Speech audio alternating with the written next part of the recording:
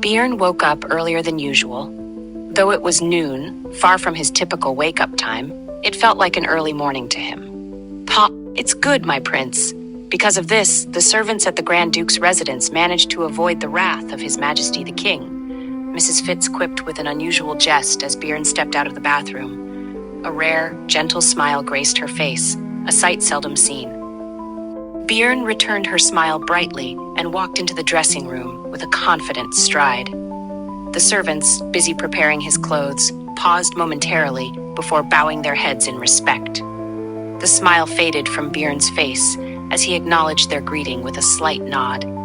After changing into his attire, Bjorn stood before the mirror and the attendants began bustling around him. Sunlight streamed through the window, illuminating the intricate and colorful formal wear they carried.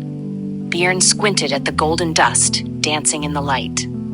If at least one troublesome prince stays away, tonight's ball will proceed smoothly. Bjorn understood that his father's threats were mere bluffs.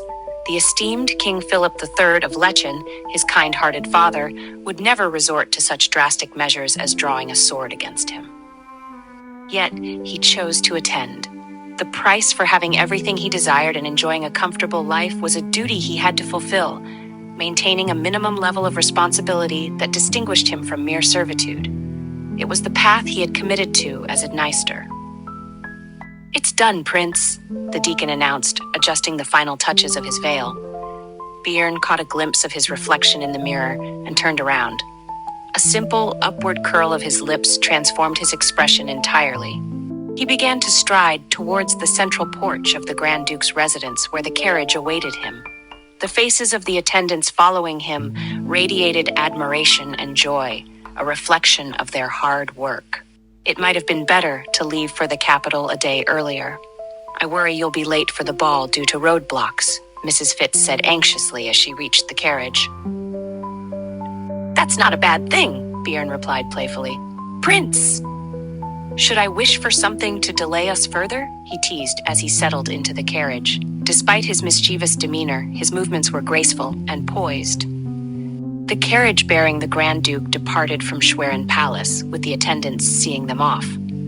It was a sunny late spring afternoon, and the scenery flowing past the carriage window resembled a picturesque painting. As the palace came into view across the street, Brenda Hardy erupted in frustration.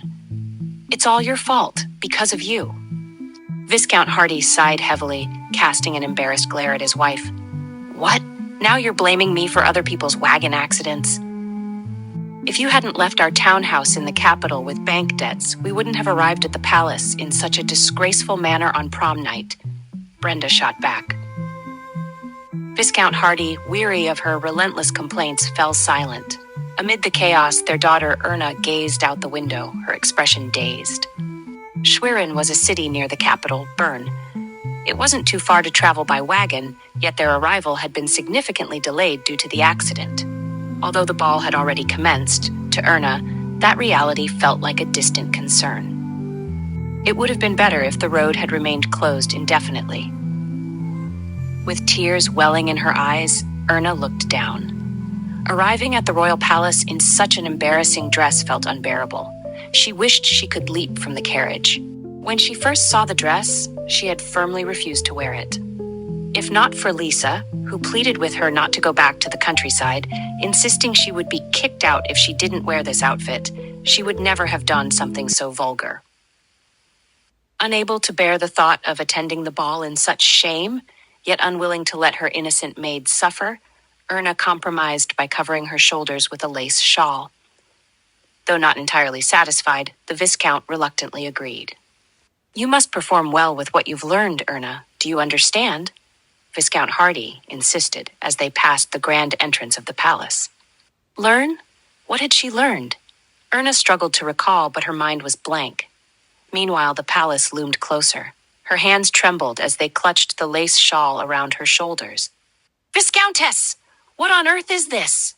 Countess Meyer exclaimed nervously upon seeing the Hardy family rush up the stairs. The royal couple had already arrived, and the introductions of the debutantes had concluded. "This is how it turned out due to a wagon accident. Are we really late?" Brenda Hardy replied, her tone defensive. "What is this shawl?"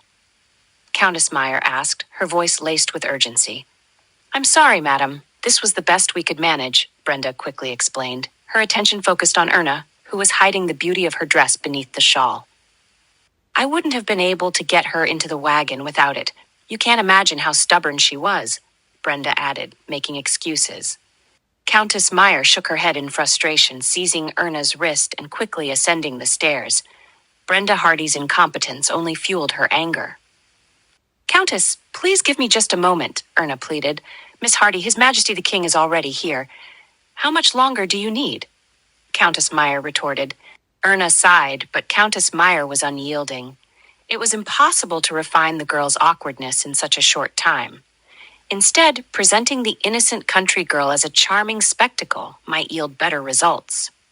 Let's go, she commanded the servants guarding the banquet hall. The heavy door, adorned with the white wolf crest symbolizing the Deister royal family, slowly opened, revealing a flood of dazzling lights and sounds. The house of Viscount Hardy arrives, a servant announced loudly.